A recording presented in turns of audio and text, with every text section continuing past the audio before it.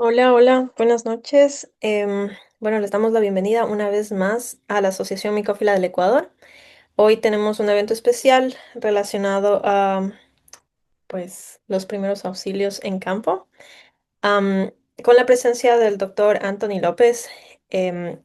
Anthony fue mi compañero en el colegio y creo que de las pocas personas que desde los 14 años ya sabía qué quería hacer y de los pocos que se metía de voluntario de lleno. A los 14 ya estaba haciendo voluntariados con la Cruz Roja y ese es como mi recuerdo de nuestra adolescencia, como el Anthony siempre tenía que estar en la Cruz Roja, siempre tenía que estar haciendo algo y bueno, hoy lo invité acá.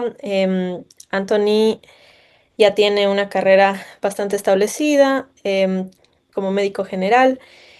Obtuvo un diplomado superior en emergencias médicas y quirúrgicas y ahora es residente de cirugía, ginecología y medicina interna en el Hospital del Día San Patricio. Es un placer tenerle aquí en este espacio, para mí con mucho cariño, el que haya también aceptado esta invitación. Voy a añadir un poco más de personas, dejarles entrar y continuamos. Recordarles que la siguiente semana tenemos el club de lectura. Vamos a empezar con el libro de El Reino, los 5 primeros capítulos. Pueden encontrar el libro gratuito en elgatoylacaja.com y lo vamos a estar leyendo. Y para octubre tenemos a la autora del libro, va a estar presencialmente acá. Bueno, virtualmente, pero en sincronía. Am, Ya, parte ya de... que trasero, ahorita la tengo. Perdón, déjenme... Ok. Sean parte de los eventos, están invitados, síganos en Instagram, ahí estamos publicando todo lo que se viene la siguiente semana y demás. En el grupo de WhatsApp tenemos un diálogo un poco más intenso, como hongos que encontraron, identificaciones, los eventos también se comparten, también hay de pronto igual preguntas y siempre hay como una discusión, es un grupo bastante activo. Y en YouTube estamos subiendo las grabaciones de los eventos, este evento es también grabado y estará subido la siguiente semana al canal de YouTube. Am, con eso dicho, también recordarles que estamos recaudando fondos como para establecernos como identidad y, y todo lo que esos gastos incluyen, que es como la apertura del SRI, bla, bla, bla, que la página web, etcétera. Entonces, muchísimas gracias por apoyarnos. Les recordamos que también siempre estamos difundiendo información sobre los hongos de manera gratuita y que pues sus aportes, ya sea de $1 o de lo que sea, nos ayudan a continuar. Eso, con eso dicho, le dejo el espacio a Anthony y ya, bienvenido. ¿Cómo están? Buenas noches. La verdad, un gusto poder compartir con ustedes un poco de conocimiento de lo que son los primeros auxilios básicos. Entonces, voy a proceder a hacer la presentación. ¿Listo? Sí, Cualquier duda, cualquier inquietud, por favor me avisan para poder seguir. ¿Sí sabe todo? ¿Sí me oyen? sí, Sí, déjame ver. perfecto. Listo, buenas noches. Entonces, me vuelvo a presentar. Muchas gracias, Pau. Yo me llamo Anthony López, soy médico general. También soy coordinador y voluntario de Cruz Roja en mi Junta Provincial de Bolívar. Y bueno, pues hoy día les vengo a dar un poco de lo que es los primeros auxilios básicos. ¿Listo? Déjame un poquito editar esto, que no puedo ver. Ya. Bueno, primero, ¿qué son los primeros auxilios básicos? ¿Ya?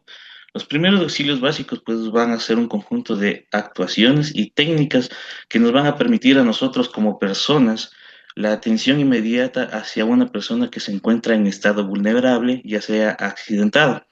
Entonces, esto lo vamos a hacer como primera instancia hasta que llegue la asistencia médica profesional, con el fin de que nosotros evaluemos y no podemos dar lesiones que han sufrido la persona o no empeorar las lesiones de la víctima. Se cambia. Ya.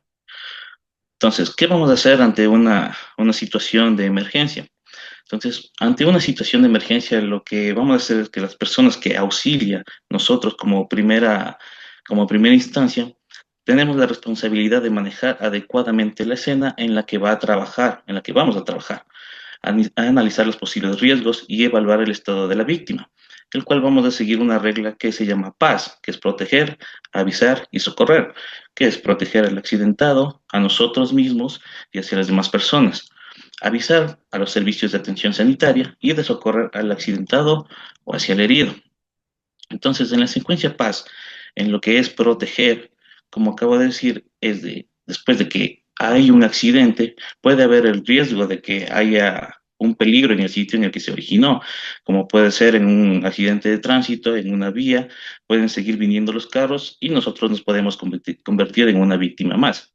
Entonces, lo que necesitamos es hacer seguro el lugar, tanto para el accidentado como para nosotros, y si hubiera algún tipo de peligro, alejarlo de nosotros mismos y del accidentado, y si es posible, alejar al paciente de la escena.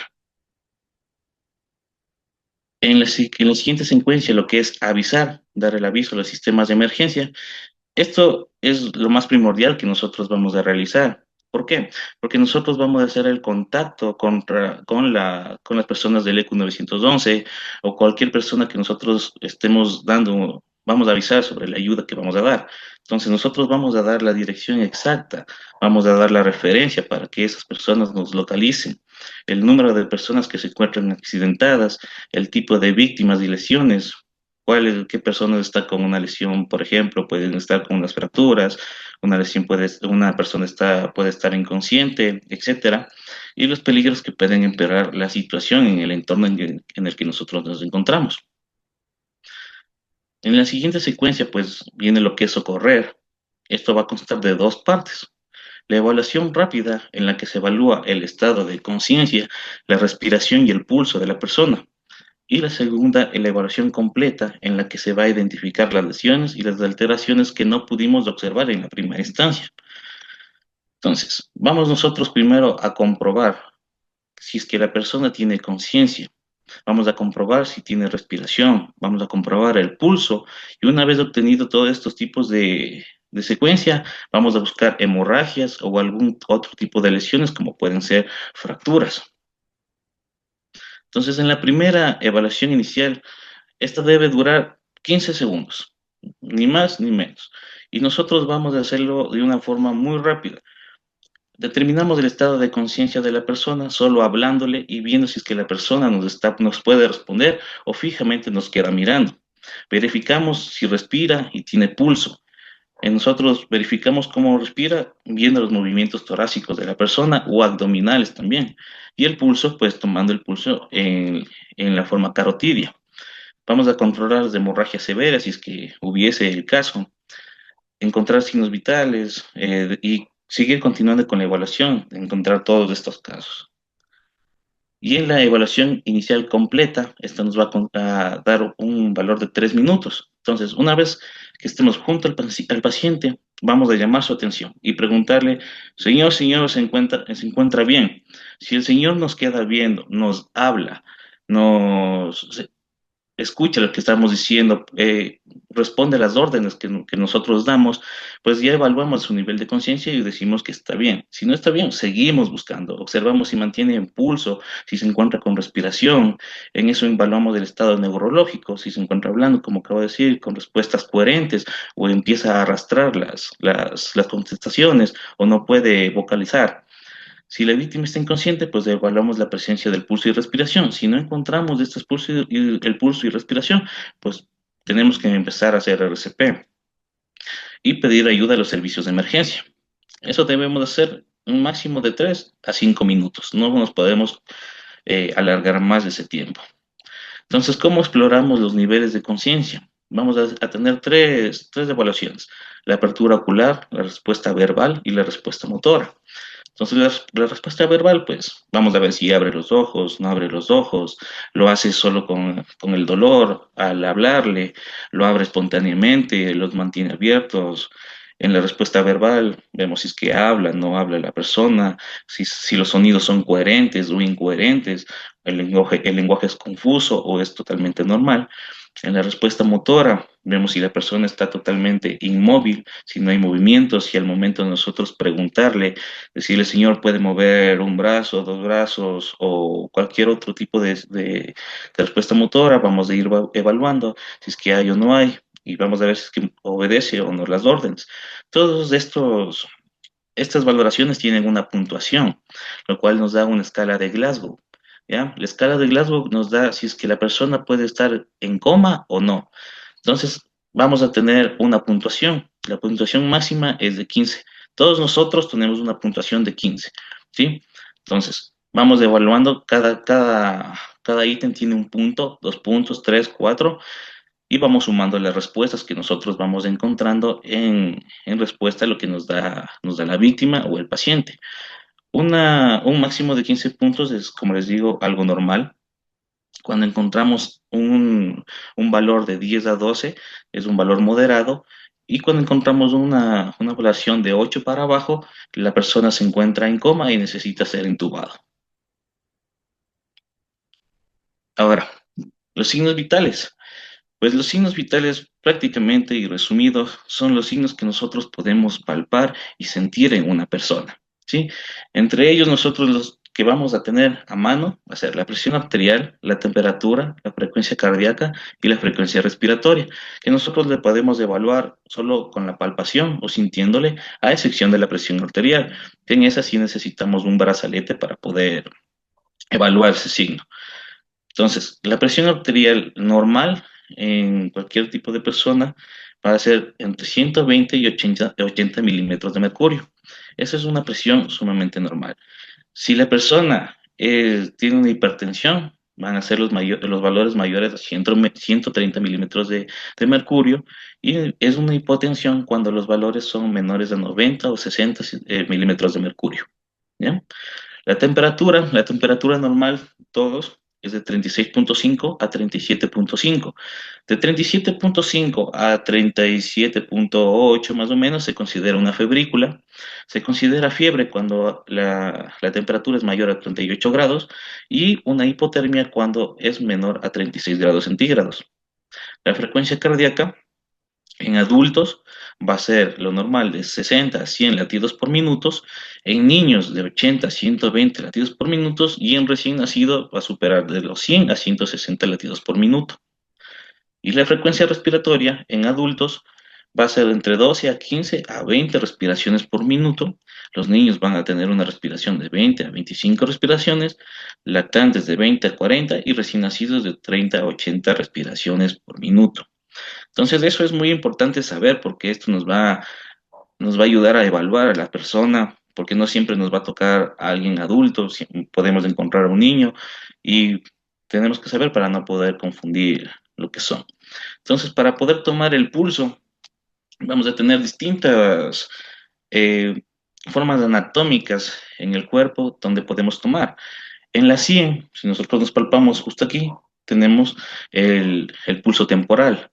En el cuello, que es el que más se puede palpar, justo al lado de la yugular o al lado de la tráquea, tenemos el pulso carotidio. El pulso carotidio, además, es el último en perderse. Así que, si es que no encontramos los otros pulsos, directamente nos vamos al pulso carotidio, que es el que más lo vamos a encontrar.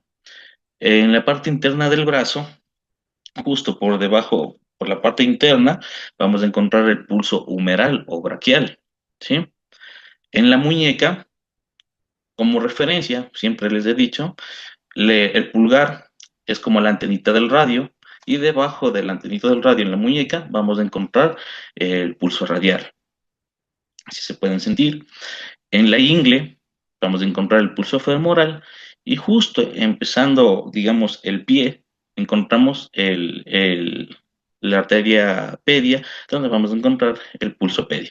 Entonces, esos son los distintos tipos de pulso donde le vamos a poder encontrar. Pero como les digo, más frecuentemente, lo más ideal sería en el carotidio, que es el último en perderse y el que más fácil es de encontrar. Bueno, ahora vamos con lo que son las emergencias respiratorias, lo que siempre hemos visto, lo que nos ha pasado a algunos, el atragantamiento. El atragantamiento, pues no es más lo que un objeto que impide que el oxígeno llegue hacia los pulmones, provocando la pérdida de la conciencia, generalmente, como les digo, por algún cuerpo extraño que bloquea las vías. Entonces, ¿qué vamos a hacer ante una situación de estas? Vamos a hacer la maniobra de Heimlich. que pues, o puede ser que muchos la conozcan o lo hayan practicado o se lo hayan hecho, pues como técnica nos vamos a poner justo por detrás de de la persona, lo vamos a rodear con los brazos, lo vamos a abrazar y justo por debajo del esternón, de la apófisis sifoides, si ustedes se sienten, el huesito del esternón, en la boca del estómago, vamos a hacer un puño y con la otra mano lo vamos a aplastar. La maniobra va a ser de adentro y para arriba, ¿sí? Así nosotros vamos a estimular lo que es el vómito y y los reflejos vagales para poder expulsar lo que se contenga, ¿sí? Ahora la maniobra de Hemrich en niños es similar, pero es un poco más abajo, casi que por el ombligo, ya que no es la misma anatomía de un niño que la de un adulto. Y en lactantes, en niños, pues básicamente lo que primero tenemos que ver es la cavidad bucal, si es que si es que está respirando o no se encuentra obstruida, porque muchas veces se encuentra obstruida por la propia lengua. Entonces, una vez verificado que no esté obstruido, damos la vuelta al niño y con la palma de la mano vamos a dar golpes suaves en la espalda del niño para poder hacer que expulse, para que vomite.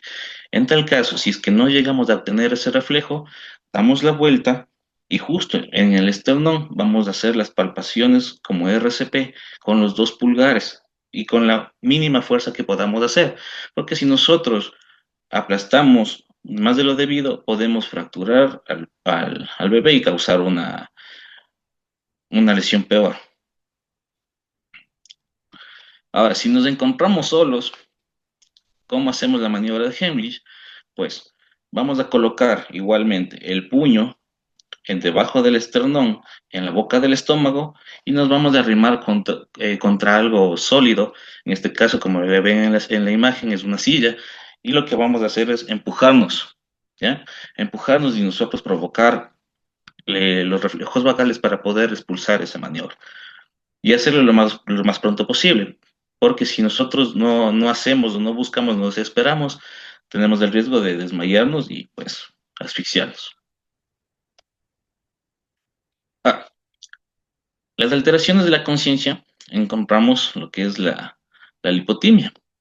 Pues la lipotimia es la pérdida de la conciencia breve, superficial y transitoria, que es debido a una disminución brusca del flujo sanguíneo cerebral. Igual, eh, prefiero siento que a algunas de las personas les pudo haber pasado que se sienten mareos, están con sudorosos o sienten que se les bajó la presión. Pues es un estado de conciencia que el oxígeno no pudo llegar con frecuencia al cerebro y va a causar estos síntomas.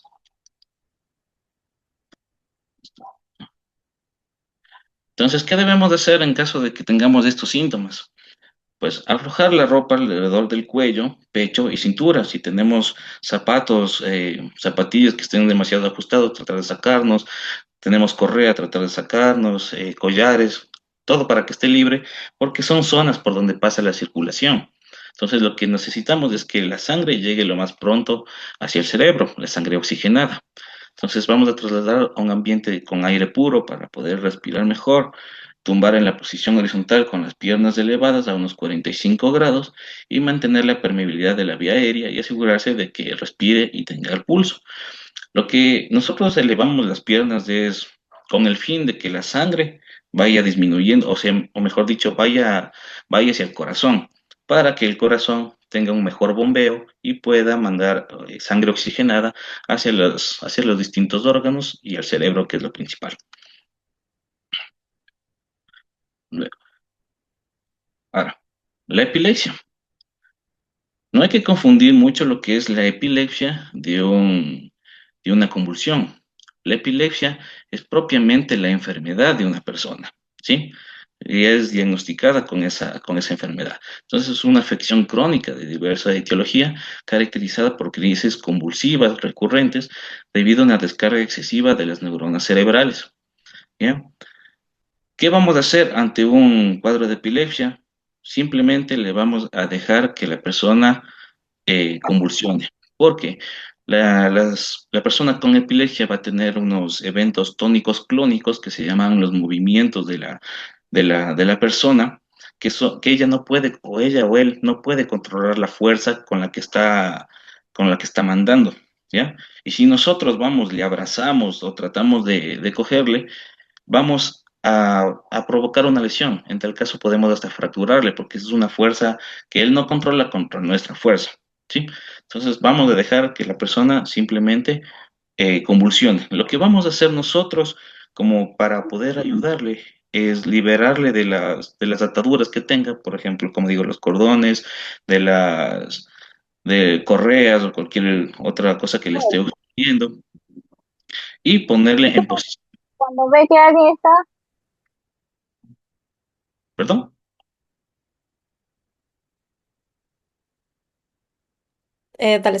Alguien estaba con el micrófono abierto, perdón. Ahí. Tuve que mutearlo, ya está. Bueno, continúo. Ya me perdí. Estabas en que hay que La dejarle, hay que dejarle que convulsione porque puedes. cuestión, como digo, aflojarles de ataduras. Y lo que vamos a ayudarles es ponerle de una posición lateral, moverle la cabeza para que si es que vomita la persona, no se pueda atragantar y no se pueda asfixiar con el mismo vómito. Nunca, jamás debemos tratar de meter los dedos o tratar de meter algo en la boca, porque como digo, la persona no, no tiene la capacidad, no tiene la, ¿cómo decirlo?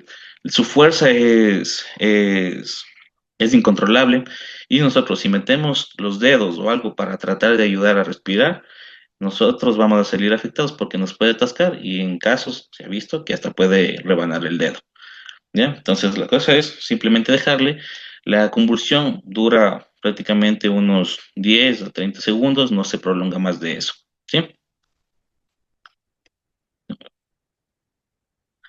Ahora vamos a hablar lo que son las hemorragias. Bueno, las hemorragias, pues, es la salida, derrame de sangre fuera o dentro del organismo como consecuencia de una ruptura accidental o espontánea de uno o varios vasos sanguíneos. Tenemos varios tipos de hemorragias, ¿ya? Sea arterial, venosa o capilar. ¿Cómo podemos diferenciar qué tipo de sangre es? Pues la sangre arterial tiene un rojo muy brillante. Es muy brillante debido a la oxigenación de la sangre, ¿ya? La hemorragia venosa, pues todos creo que hemos visto sangre una vez, y la hemorragia es de un color morado, azulado, porque es sangre sin oxígeno. Y la capilar, esa la encontramos con mayor frecuencia en lo que son las yemas de los dedos, es una sangre en poca cantidad. Es muy vaga, la verdad. Tenemos una pregunta del público, no sé si quieras responderle antes de pasar de tema. Dime, Sí, hola, buenas. Mi pregunta era sobre esto de las epilepsias. Había ¿ya? escuchado que también cuando está convulsionada, todo eso nos puede controlar. También sería recomendable poner como eh, una cabeza, tipo una almohada o una chompa para que no se golpee. ¿Es eso Claro. cierto? Claro, le podemos poner en la cabeza para que no se golpee, pero como digo, no tratar de abrazar ni hacer fuerza porque le vamos Ah, a claro. lesionar a la persona. Entonces, tranquilamente, lo que menos se mueve en un estado de epilepsia, la verdad es la cabeza, se mueve todo el cuerpo a excepción de ella y tranquilamente le podemos alzar, colocar algo debajo y listo. Pero dependiendo también cómo son los tipos de convulsiones, porque como digo, son movimientos tónico-clónicos. Un movimiento tónico es cuando la persona se queda estática, se queda recta, se queda estática y solo mueve los ojos o empieza a convulsionar, solo movimientos leves. Y las clónicas es cuando empieza a lanzar los miembros por todos lados. Entonces, muchas veces se mezclan estas dos y son convulsiones tónico-clónicas. Entonces, ahí tenemos que empezar a diferenciar para poder ayudar. Y obviamente sí está muy bien dicho poner algo debajo para poder compensar, ayudar en algo. Pero lo que más se puede hacer es darle la vuelta, ponerle de lado para no causar que se asfixie con el vómito en el caso de que vomiten, porque eso es lo que más eventualmente tienen ellos. ¿Alguna otra duda? O Nada, eso. Muchas gracias. ya. Bueno, continúo. Bueno, en las hemorragias, el pronóstico que vamos a ver, tenemos que determinar la gravedad de la pérdida sanguínea, ¿sí? ¿Qué vamos a determinar? La velocidad de la pérdida, el volumen perdido, el tiempo que transcurrido de la hemorragia, la edad de la persona y su estado físico. Entonces, cuanto mayor es el volumen de sangre que se ha perdido, mayor es el riesgo de que tenga un shock hipovolémico.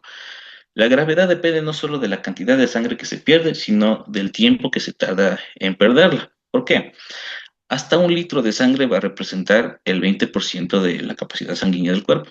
Entonces el organismo lo puede soportar, pero puede haber pérdidas de un 33% que ya es un peligro, y a partir de 2 litros ya tenemos un riesgo de mortalidad. En esta tabla vamos un poquito relacionando con lo que es una hemorragia clase uno. Como vemos, ahí están unos tres vasitos que representan más o menos unos 700 más de pérdida sanguínea, que es un 15% de la capacidad. Hemorragias tipo 2 que son moderadas, estamos perdiendo de 750 a 1,5 litros de sangre. Hemorragias tipo 3 vamos perdiendo 2 litros de sangre. Hemorragias tipo 4 que ya son bastante graves. Hemorragia tipo 4 prácticamente ya es incompatible con la vida, porque ya hemos perdido 4 de los 5 litros que tenemos en el cuerpo. Entonces, ¿qué vamos a observar en estos pacientes con sangrado, con hemorragia? Primero, el estado de conciencia. En una hemorragia tipo uno, la persona se va a estar ansiosa, ¿sí? Un poco ansiosa. En hemorragia tipo 2 está intranquilo. En hemorragia tipo 3 pues ya está confuso porque la sangre lleva oxígeno hacia los diferentes tipos del cuerpo, entonces vamos a tener una mala perfusión en los órganos y en este caso también el cerebro, que el cerebro prácticamente es el que va a mandar en el estado de conciencia, en cómo va a sobrevalorar el estado del paciente. Y obnubilado, que es prácticamente el paciente se encuentra en estado de shock. Entonces, cuando nosotros tenemos unas hemorragias, vamos a encontrar cambios fisiológicos en el cuerpo, entre ellos la frecuencia respiratoria, la frecuencia cardíaca y la presión arterial. Entonces, la frecuencia respiratoria en una hemorragia tipo uno se va a encontrar normal.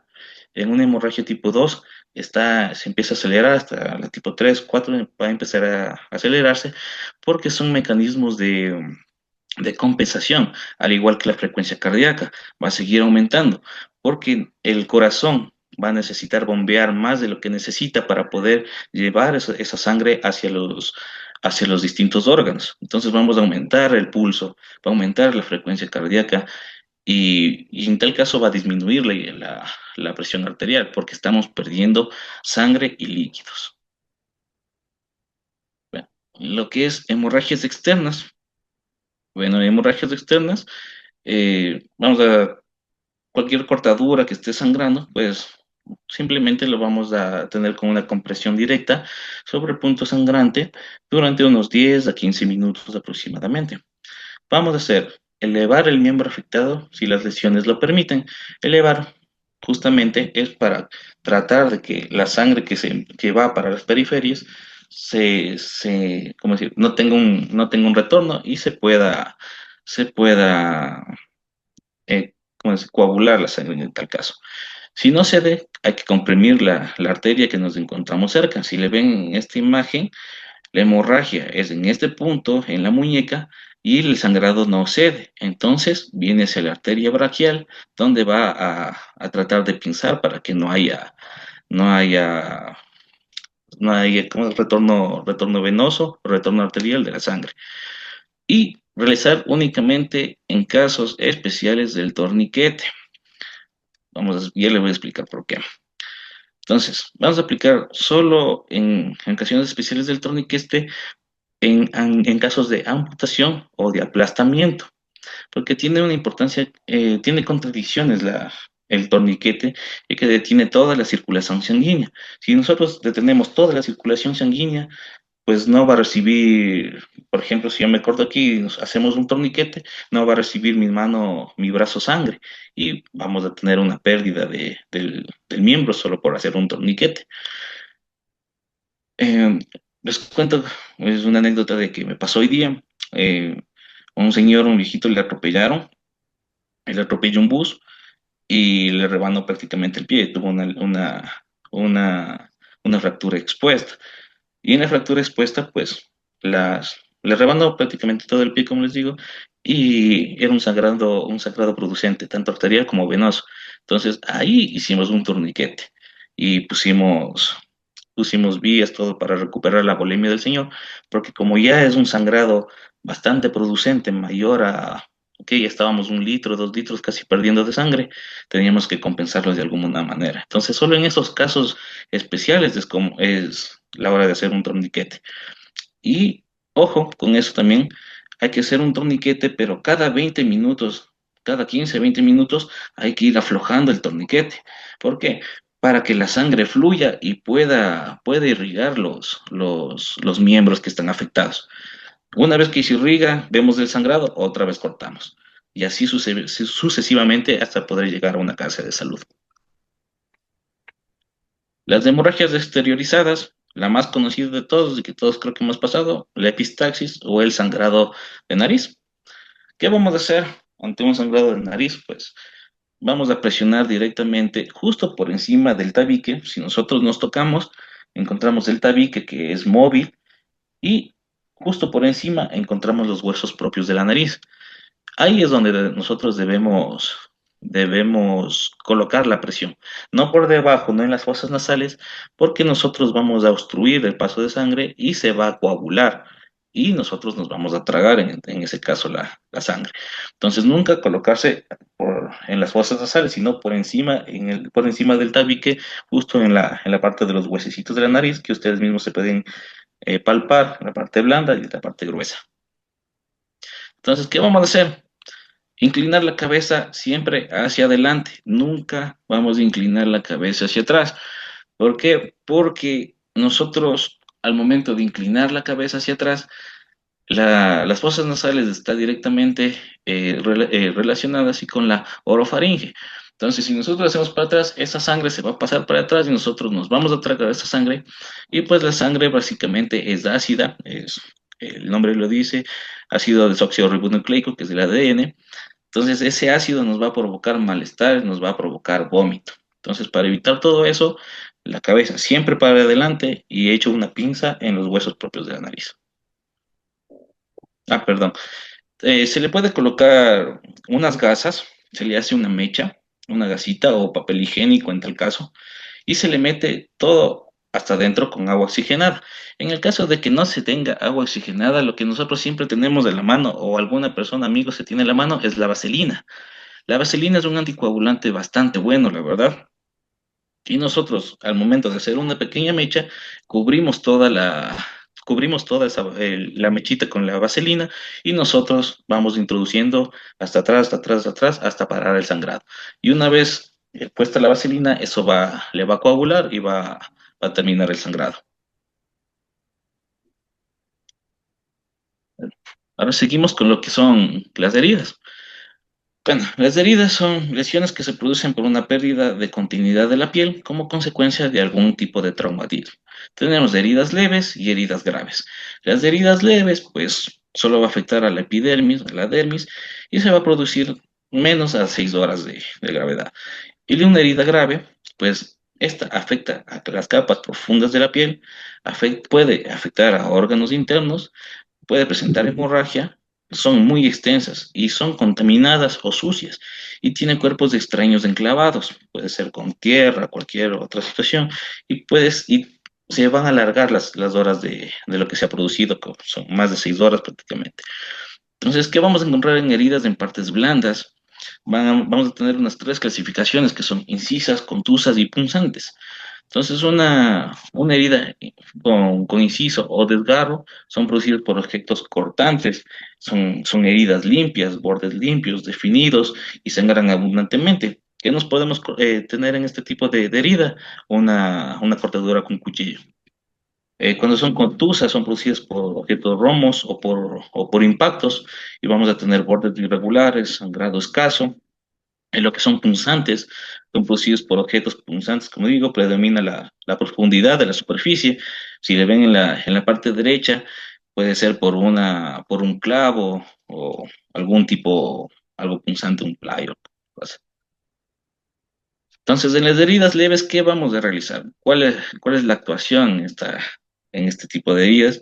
Pues prácticamente es la limpieza de la herida con agua, que sea a chorro o suero fisiológico. No usar gasas limpias, antiséptico, limpiar la herida desde el centro, desde el centro de la herida hacia afuera, nunca de afuera hacia adentro, porque nosotros podemos contaminar más la herida con lo que está y tapar la herida con gas estéril y sujetar con esparadrapo. Nunca en este tipo de heridas no botar lo que es agua oxigenada o alcohol, porque el agua oxigenada y el alcohol van a van a quemar la piel, va a doler, va a arder y no nos va a ayudar para nada. El alcohol, si lo tenemos, solo va a ser para la periferia, nada más, no es para la herida propiamente. En la herida, suero fisiológico o en tal caso, agua jabonosa, ¿sí? El jabón líquido, se le pone en agüita, se le hace espuma y con eso se va limpiando, pero jamás agua oxigenada o alcohol. Ahora en traumatismos de extremidades vamos a encontrar lo que es el esguince. El esguince es un desgarro incompleto de la cápsula articular o los ligamentos sin que se produzca una ruptura. Prácticamente un esguince, a todos creo que se nos ha doblado el tobillo, ¿sí? Eso es un esguince. ¿Qué vamos a presentar? Dolor localizado en la articulación afectada, la inflamación de la articulación, el enrojecimiento de la zona lesionada. Ese enrojecimiento causa calor en la zona afectada y la impotencia funcional, pues no vamos a poder mover esa, esa extremidad. ¿Qué vamos a hacer ante un tipo de esguince? Pues aplicar frío local, hielo, levantar la extremidad afectada, mantenerla en reposo e inmovilizar la articulación, ya sea con una venda o si nos encontramos en campo o en algún sitio lejos de donde nos puedan atender, el mejor inmovilizador que vamos a encontrar es el zapato, ¿sí? Esos no se van a sacar para nada si en el caso de que haya un tipo de esguince o un tipo de luxación. Entonces, la luxación es el desplazamiento, en cambio, el desplazamiento extremo del hueso fuera de la articulación.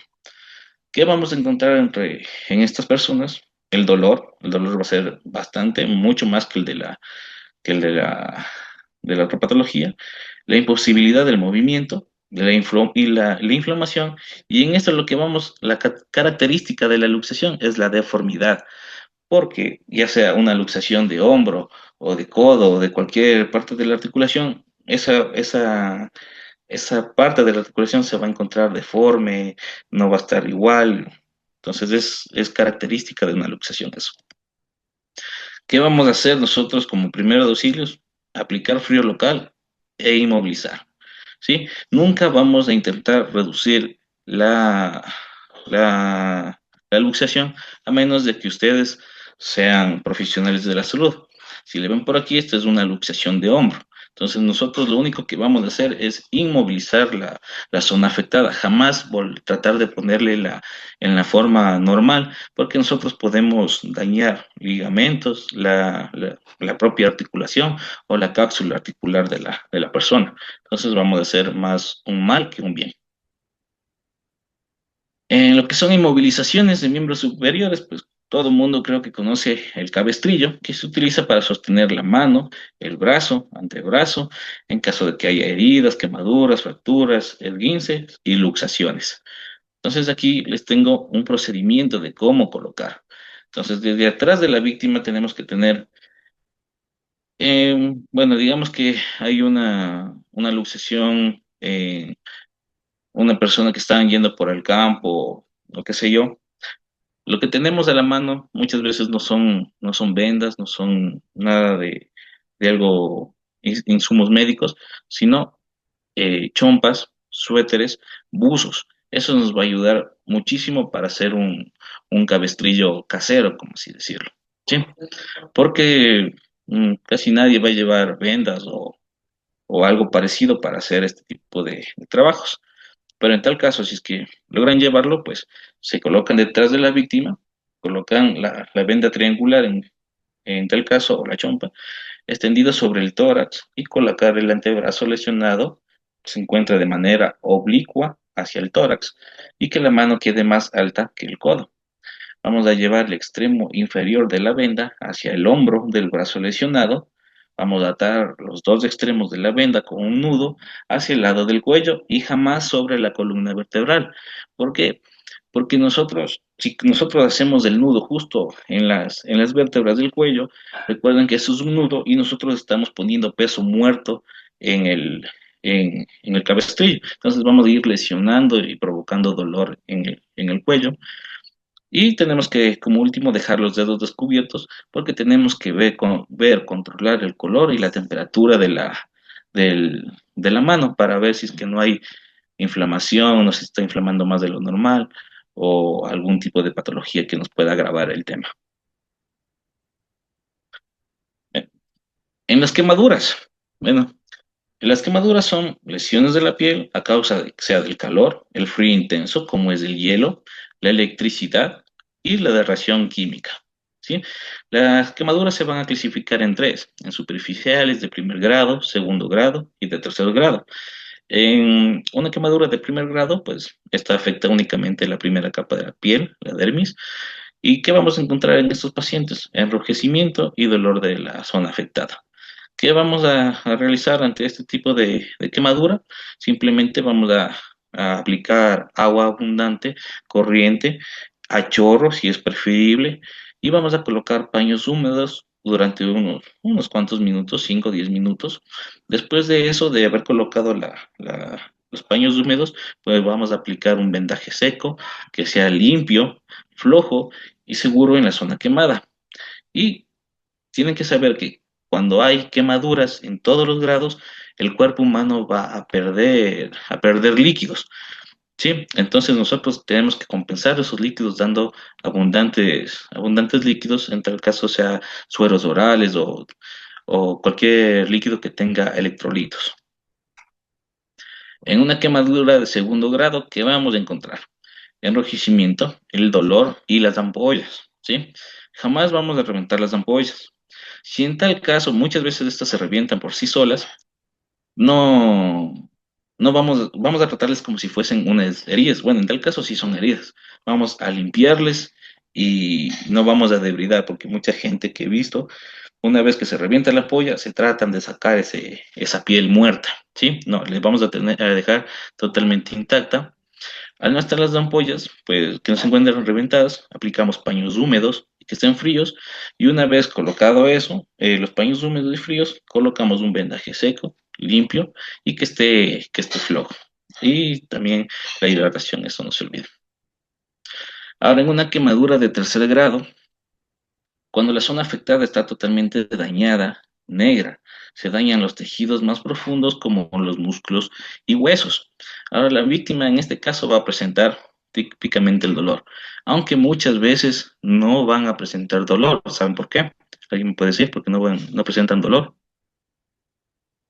Ya todos los nervios están quemados. Prácticamente los nervios están quemados, la persona no refiere dolor en la zona afectada, simplemente refiere el dolor por encima de la zona afectada.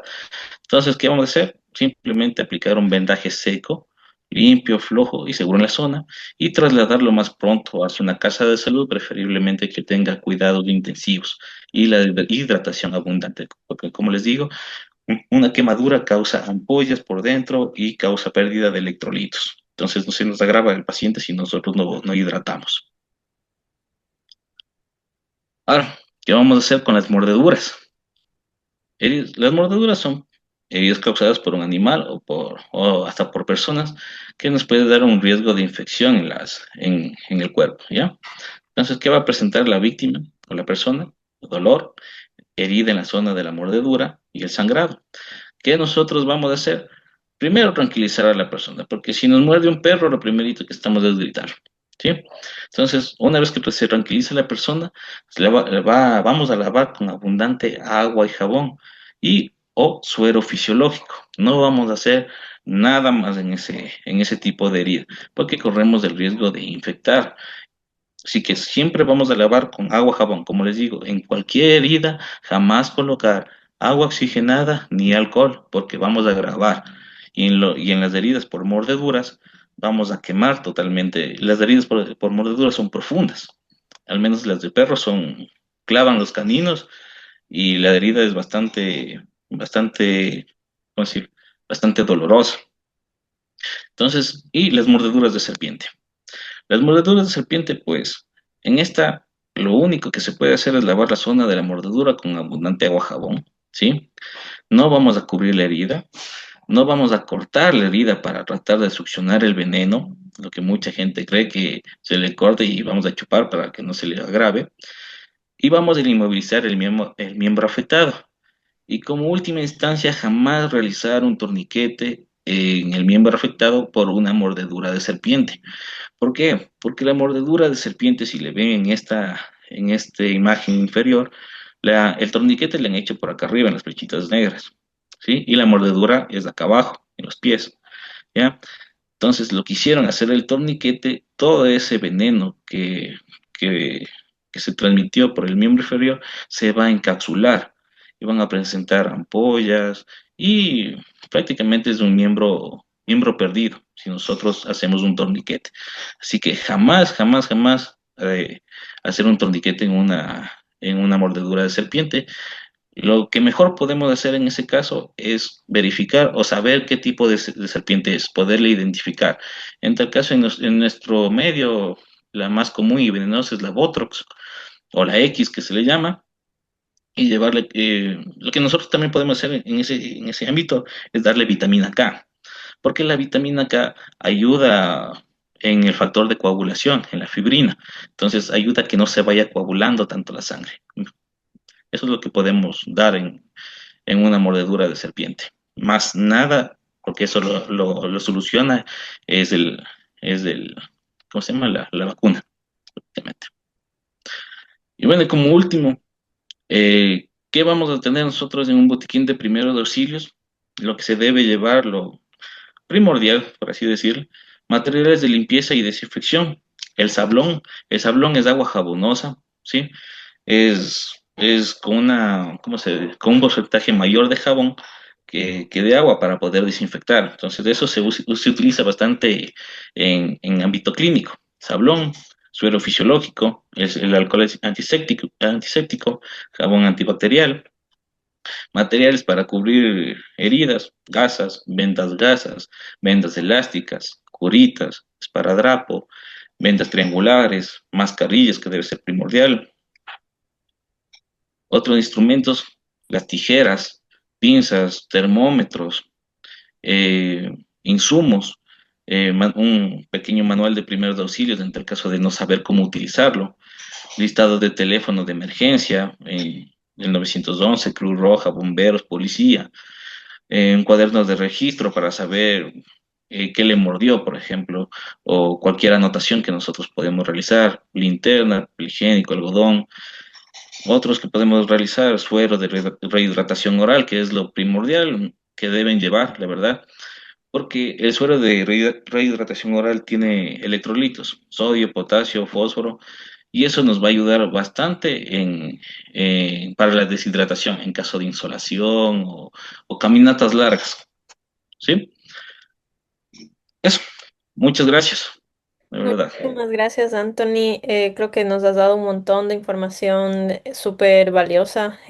Muchas cosas que uno dice, chuta, esto hice mal, esto estuve haciendo mal todo el tiempo. O sí, o sea, hay mucha información que de pronto circula en internet que no es tan cierta. Ponte algo que yo había escuchado igual en clase, en una clase de botánica, fue que cuando hay mordeduras de serpiente hay como estos, o sea, es como un chuponcito, es un chupón que tú le Puede colocas en la succionar. piel, le aprietas y succiona el veneno, que puede funcionar porque lo que se quiere hacer cuando hay veneno de serpiente es evitar que avance y coagule la sangre. Bueno, para las que son hemocoagulantes. Y sí, obviamente va a depender de la serpiente que haya causado Claro, la mordedura, tomar en cuenta. identificarle a la serpiente. Ajá, tomar en cuenta que hay que tomarle fotografías si se puede o describir la serpiente lo que más se pueda para que también sepan cómo actuar. Y eso, muchísimas gracias, Anthony. Antes de empezar con la sección de preguntas, para hablar un poquito sobre hongos e intoxicaciones, creo que también em, podríamos tomarnos unos 5 minutitos para eso. Solo recomendaciones generales. Ya ustedes saben esto, no se coman nada que no sepan qué es. No está por demás decirlo. Hay muchas personas que de pronto quieren em, probar hongos, van con la curiosidad de probar hongos. De pronto les han dicho, saben que allá pueden ir a buscar hongos y la gente solo empieza a buscarles sin mayor preparación. Entonces, tomar en cuenta que incluso micólogos se han muerto, gente que ya sabe sobre hongos les puede llegar a pasar. Hay un montón de hongos, de especies de hongos, em, y cuando hablamos de especies comestibles, por ejemplo, em, hay un montón de especies comestibles y se han descrito alrededor de quizás entre 40 50 hongos que son em, deadly poisonous, como te matan, em, y de ahí otros que te generan intoxicaciones. También va a depender de si eres alérgico, igual que con otros organismos, ¿no es cierto? Hay gente que es alérgica al camarón, por ejemplo, y que le puede llegar a matar. Hay hongos que pueden causar reacciones alérgicas como el lentinus, que es el shiitake, que es comestible normalmente, pero que hay personas que pueden tener reacciones alérgicas. Lo mismo con las esporas. Las esporas pueden generar reacciones alérgicas como por el polen, por ejemplo. Em, entonces, cuando hay una intoxicación, por ejemplo, uno de los hongos que es bastante común en intoxicaciones en Ecuador es este hongo de acá, que es el Chlorophyllum molybdites. La gente le confunde con el champiñón o lo confunden con de pronto la caria, o perdón, lepiotas. Le confunden, Lepioto. le confunden con lepiotas y este no es comestible. ¿Y cómo se le reconoce a este hongo? Es porque el himenio, las laminillas son de color un poco verduzco. En cambio, el agaricus, las laminillas son rosadas. Entonces, un mito muy común es decir, los hongos que tienen laminitas se pueden comer. No, no se pueden comer. No todos los hongos que tienen laminitas son comestibles, no todos los hongos que son blancos son comestibles. Entonces no hay como una regla general establecida para los hongos, em, solo para que lo tomen en cuenta. ¿Qué otra cosa con eso? Am, los hongos gelatinosos yo podría decir que sí acumulan bastante agua y pueden ser como una buena reserva de agua, pero no sabría decirles de todos los hongos gelatinosos son comestibles. No, no podría decirles eso. Y de pronto, a veces lo que te causa intoxicación no necesariamente puede ser el hongo, sino también los organismos que están creciendo, comiéndose el hongo o creciendo junto al hongo, o los organismos en los que el hongo crece, por ejemplo, que también pueden generar cierto tipo de reacciones. Am, ¿Qué otra cosa con eso? Los hongos al contacto con la piel no generan reacciones, es inofensivo tocarles, pero hay un género de hongos que es el Podostroma, el Podostroma cornudamae, que sí genera reacciones al contacto. Entonces, eso, no hay que tenerles miedo a los hongos, hay que tenerles mucho respeto y y por ejemplo, con las contaminaciones en la refrigeradora, ¿no es cierto? Cuando tenemos nuestra comida y de pronto empezó a crecer un hongo, no es recomendable cortar esa parte y comerse el resto, porque los hongos al momento en el que van creciendo, nosotros no vemos el micelio per se que está en el interior de la comida y tampoco vemos los metabolitos que los hongos fueron soltando a medida de que fueron creciendo. Entonces esos metabolitos pueden estar ahí y puede haber metabolitos secundarios relacionados a toxinas de hongos. Entonces, eso. No se pongan a experimentar de manera innecesaria. Hay hongos que son que no requieren un tratamiento, no requieren una mayor preparación antes de comérselos, como los psilocibe, o sea, no requieren una mayor preparación. Y si yo tendría que elegir entre psilocibe o amanitas, me quedaría con psilocibe. Traten de también, o sea, como cuidarse mucho, no, como les decía, no comerse nada que no sepan qué es. Entonces, bueno, con eso solo agregar esta partecita de hongos. Ya como para ir cerrando la sesión, agradecerte mucho, Anthony. Si tienen preguntas, pueden levantar su manito y abrimos el micrófono.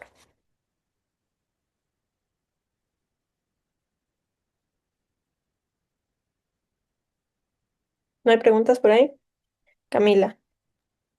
Hola, buenas noches. Ella tenía una pregunta. ¿Dónde se puede seguir un curso presencial de primeros auxilios que tú recomiendes? Bueno, en Ecuador siempre está en constante actualización la Cruz Roja. El SAMPRE, que se llama la Cruz Roja de la Junta Provincial de Quito, siempre está dando cursos. Hay muchas, en Riobamba también dan cursos de primeros auxilios. SECAP se llama el, el curso. Hay que ir buscando porque siempre hay por temporadas prácticamente. Pero el de la Cruz Roja siempre está dando actualizaciones. Gracias. ¿Ya? ¿Alguna otra pregunta por ahí?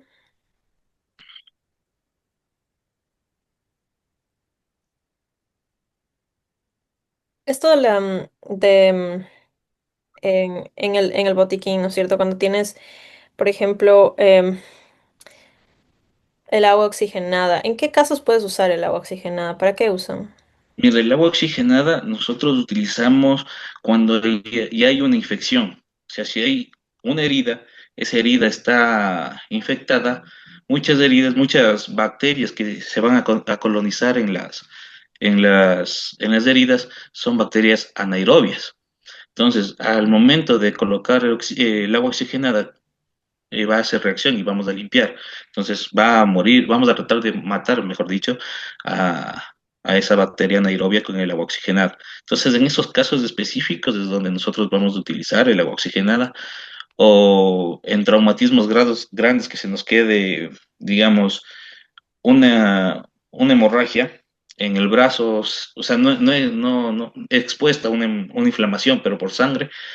Nosotros hacemos una debridación y nosotros colocamos por dentro ahí sí el agua oxigenada para limpiar, porque es un anticoagulante bastante bueno también el oxigenado, pero en esos casos bastante específicos. Pero más nos utilizamos en el caso de heridas que sean infectadas, porque como ya están infectadas, muchas, como te digo, son bacterias anaerobias las que colonizan y tratamos de ayudar a desinfectar esa herida con eso. Ok. am, Hay una pregunta en el chat que dice, en el caso de traumas en miembros inferiores en campo, ¿qué procedimientos o inmovilización se le podría hacer a la persona? Ya, en lo que son miembros inferiores, como dije en un principio, depende de la zona. Si es del tobillo o pie, nuestro mejor inmovilizador va a ser siempre el zapato, ¿sí? El zapato no le vamos a tratar de sacar por nada del mundo en caso de fractura o luxación o cualquier otra patología en el pie. En lo que son pierna y muslo, pues hay que realizar el entablillamiento. El entablillamiento en campo, porque lo que estamos refiriendo de esto más al campo, lo que puedan enfrentarse en, en una visita, en algo que estén haciendo por ahí. Entonces, es colocar tres tipos de, de palos, ¿sí? Cada uno al lado externo e interno y por debajo de la pierna. Una vez colocado ese entablillamiento, ¿sí? Nosotros vamos a vendar. Vamos vendando hasta que eso quede inmóvil, pero siempre colocando unas tablas o pueden ser eso, exactamente. A ver, tú nos decías que es en el lado externo, E interno y por debajo si es que hay. como un botecito, como se le un bote. Exacto. Ajá, encontramos madera o algo que nos pueda sustentar para poder que sea rígido, ¿sí? Para poder ayudar a hacer la inmovilización. Ok. Lo más que tenemos a mano, madera, madera y con vendas gas se va haciendo, se va envolviendo hasta que tener totalmente inmovilizado. Hay otra pregunta que dice, en el caso de alergias, ¿algún medicamento o antihistamínico en específico a dar y qué efectos y los efectos serían rápidos? Ya, dependiendo eh, la alergia que se tenga, ¿sí? Muchos tenemos, no sé, alergia al látex, puede ser alergia a alguna comida. Medicamentos que nosotros podemos dar sin receta médica o tranquilamente es la loratadina, la cetiricina, levocetiricina. Y si tenemos un caso un poco grave de intoxicación, tenemos que dar la hidrocortisona o la dexametasona. Intoxicación por hidrocortisona. Hidrocortisona o dexametasona en un caso severo o moderado. En casos leves podemos dar la loratadina, la cetiricina y la levocetiricina. Déjame anotar. Y ya, chévere. Y en caso de, o sea, no sé si en algún momento has tenido algún caso de intoxicación por hongos No, jamás la verdad. Nunca he visto una intoxicación por hongos. y algo que sepas al respecto.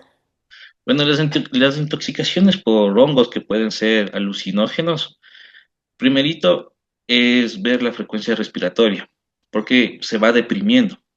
Y al igual que los ojos. Nosotros tenemos, como les dije por el principio, evaluar el estado de conciencia. Entre ellos están los ojos. Los ojos vemos si con una linternita nosotros vamos pasando la luz por los ojos, por el iris, y vamos viendo si es que las pupilas se dilatan o se contraen. Si las pupilas no se dilatan o no se contraen, o la una está dilatada y la otra está contraída, pues nos explica un daño neurológico. Entonces nosotros lo que tenemos que dar es, bueno, están los signos vitales, están por las nubes, nosotros tenemos que dar lo que es la adrenalina, eh, norepinefrina para no poder llegar a un estado de shock. Eso es lo que básicamente se da. Bueno, lo que yo sabía con las intoxicaciones por hongos, o sea, va a depender de qué hongos se comieron. Claro, todo depende. Cuando son psilocibe, lo que se reporta es que son hongos bastante, que no causan mayor daño. O sea, no, el trance va a pasar y no vas a tener como mayor problema. Sin embargo, hay estos reportes de que cuando tienen problemas renales, o sea, antes de tener esta experiencia con los hongos, cuando tienen problemas renales, pueden causar insuficiencia renal. Cuando tienen justamente problemas de presión arterial baja, pueden llegar a bajar mucho más la Y presión. es por eso por lo que nos hacemos válidos de la adrenalina y la norepinefrina, Ujú. porque esos son vasodilatadores y vasoconductores. Dependiendo de lo que se tenga, si es un daño renal, el riñón y corazón van de la mano, ¿sí? Ellos son los que mandan en la presión arterial por el sistema renina-angiotensina, aldosterona. Entonces, si es que se altera alguno de esos, sabemos que ya hay una falla renal. Entonces tenemos que mandar vasopresores para que vuelva la presión y se pueda dar respuesta a la paciente. Ujú. También, o sea, tener mucho en cuenta que no hay por qué jugar con la vida. Igual cada persona va a reaccionar de forma diferente. Para quienes son sus primeras experiencias con hongos, también se recomienda empezar con dosis bajas, porque a veces empieza, o sea, no se coman más de 3 hongos. Si no tiene una balanza, si no hay una balanza, el estándar es decir no más de 3 hongos cuando empiezas a tener este tipo de experiencias. Y igual también es muy importante el lugar en donde están y con quién están. A veces es mejor estar con una persona de confianza, a veces es mejor que tengas un terapeuta, pero como es tan diferente para cada persona y es tan diferente cada experiencia, hay veces en que las personas empiezan a tener como lo que se conoce como el mal viaje, ¿no? Cuando están con un familiar, por ejemplo, o cuando están con una persona extraña. Entonces, no hay un punto medio y por eso también es que es tan difícil llegar a una estandarización de una terapia con psilocibe porque las experiencias, en cada experiencia va a ser diferente. Entonces va a ser como mucho más de un proceso de autoconocimiento. En fin. Claro. Y cuando se trata de hongos, de otras especies de hongos, que de pronto hubo una confusión, en lugar de comerte un psilocibe, te comiste un galerina y ese es tóxico, entonces em, tener en cuenta que también, o sea, puedes tener un lavado con carbón activado. Pues, sí, Se hacen lavados con carbón activado como para tratar de remover las toxinas. Pero también el problema con los hongos es que pueden llegar a generar necrosis en el hígado y, y ese es un daño que se ve con el tiempo. Entonces no puedes presentar, puedes presentar síntomas ya cuando es muy tarde. Entonces evitar eso. Am, Camila tiene una pregunta que dice, ¿cómo puede ser un método adecuado para poner la fecha de caducidad en los medicamentos? Porque cuando se compra 3 o 4 pastillas se pierde la fecha de caducidad. siempre hay que rotular, ¿sí? Si nosotros compramos un blister de, me pongo a pensar, paracetamol, ¿ya? Y nosotros vamos a llevar para campo o cualquier novedad, siempre tenemos que rotular la fecha de nosotros compramos e ir marcando día a día cuánto va durando. Por ejemplo, en muchos medicamentos de la fecha de expiración se pueden prolongar 3 meses más, ¿sí? Hasta el total cierre. Pero una manera de la que me pregunta cómo saber cuáles están bien o están mal, pues siempre es haciendo la rotulación propia que ustedes mismos la tienen que hacer. Que si no, solo sabiendo el lote no van a tener idea. Pero siempre rotulando ustedes mismos la fecha de compra y cuánto tiempo ha pasado. Dice, ¿qué se debe hacer en heridas por cortes ocasionados por metales oxidados? Ya, en una herida por cortes, por metales oxidados, vamos a hacer lo mismo que con una herida de mordedura por perro, digamos. ¿Ya? Si la herida es profunda, es grande, limpieza con agua, jabón, ¿sí? Abundantemente, sí. Poner yodo povidona o povidín, lo que se llama, para tratar de desinfectar la herida y nosotros llevarle al centro de salud más cercano, porque esa herida no se va a poder suturar. Esa herida se va a tener que cerrar por segunda intención, de lo que se llama, solo con acercamientos. Porque si nosotros cerramos la herida, eso se va a causar pápulas o cápsulas, se va a inflamar y se van a reventar. Entonces, siempre lavado profundo y ponerse la vacuna antitetánica.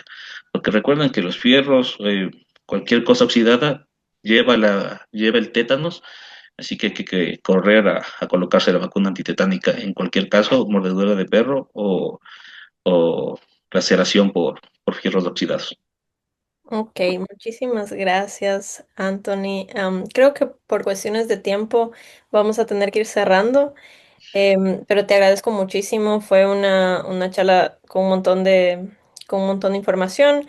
Eh, Va a estar subida ya la siguiente semana, entonces para que puedan verla otra vez, tomar notas en caso de que de que no la hayan hecho. Em, Muchísimas gracias, en verdad que fue un montón de información para procesar, cosas que ponte la presión arterial, cómo medir la presión arterial, cómo tomarla, la temperatura, cuál es la temperatura normal, cuándo se puede considerar fiebre también, porque a veces nosotros em, nos dejamos llevar también por el pánico, cómo actuar cuando hay una emergencia y, y bueno, ya aprendimos, no hay que hacer torniquetes de gana, solo cuando es necesario. Y sobre todo esto de cómo inmovilizar también. Y bueno, eso. Entonces, muchísimas gracias, Anthony, y gracias a todos ustedes por estar acá. Nos vemos la siguiente semana para el club de lectura. Les dejo otra vez el chat de WhatsApp como para que se unan. Está acá. Así van a recibir información de cuáles son los siguientes eventos. En el chat lo reciben. En Instagram tienen, nos siguen y de pronto si el algoritmo nos favorece va a llegar a ustedes. pero en WhatsApp siempre estamos haciendo la comunicación del siguiente evento y en YouTube pueden ver las charlas anteriores. Entonces, eso, espero que se hayan divertido, les haya gustado y nos vemos el lunes en el Club de Muchas Lectura. gracias. Gracias por la oportunidad. Gracias, Hasta buenas la próxima. noches. Gracias, Anthony. Gracias, Pau. Adiós. Chao, Cuídense. gracias.